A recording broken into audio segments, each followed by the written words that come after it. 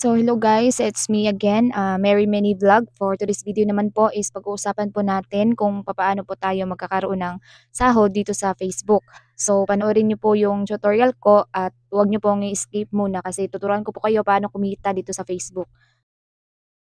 So paano nga ba po tayo kikita dito sa Facebook or magkakaroon ng sahod dito sa Facebook? So first po is punta po tayo sa ating Facebook account. Open lang po yan natin. Saka go to your profile and press the three dots po, ayan sa gilid po. Press nyo lang po yan at ito lang po ang lalabas, turn off your professional mode. So sa akin po is turn off kasi naka-turn on na po yung professional mode ko po. Saka sa inyo po is nakalagay turn on. So turn on nyo lang po yung professional mode ninyo. And yun lang po at maraming salamat sa support niyo po. Maraming salamat and thank you for my followers na always nag-follow po sa akin. Thank you so much guys.